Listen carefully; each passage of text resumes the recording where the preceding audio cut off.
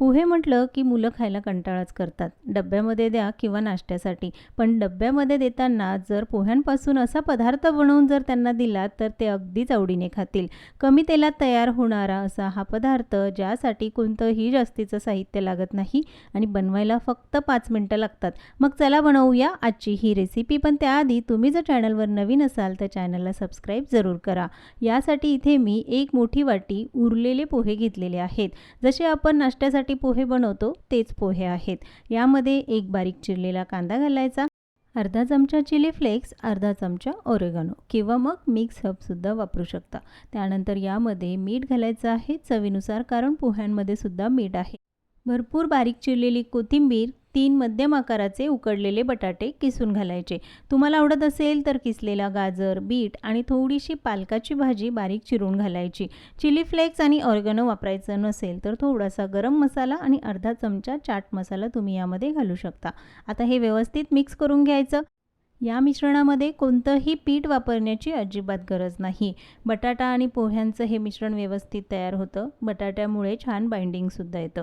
आता लगेचच याचे हे वडे बनवायचे आहेत, तर किती लहान किंवा मोठे हवे त्यानुसार मिश्रण घ्यायचं आणि ते व्यवस्थित असे पसरवून घेतले की यामध्ये थोडंसं चीज घालायचं, कारण आपण लहान मुलांच्या डब्यासाठी हा पदार्थ बनवणार आहोत. पण जर तुम्हाला चीज आवडत नसेल तर नाही घातलं तरीसुद्धा चालेल. शाळेचा टिफिन असो किंवा नाश्त्यासाठी तेच पदार्थ खाऊन मुलं काय मोठेसुद्धा कंटाळतात. पण त्याच पदार्थांपासून जर असा वेगळा पदार्थ मुलांना खाऊ घातला तर ते नक्कीच आवडीने खातील. अशा पद्धतीने आपण हे वडे बनवून घेतले आहेत. अगदी साधी सोपी रेसिपी मोजक्या साहित्यात तयार होते. नेहमीचे पोहे खाऊन सगळ्यांनाच कंटाळा येतो, पण त्याच पोह्यांपासून असा हा पदार्थ जरूर ट्राय करा. डब्यासाठी असो, मधल्या वेळेत खाण्यासाठी किंवा नाश्त्यासाठी एकदम साधी सोपी रेसिपी. अशाच पद्धतीने हे सगळे वडे बनवून घेतले. आता हे वडे आपण अगदी कमी तेलामध्ये बनवणार आहोत.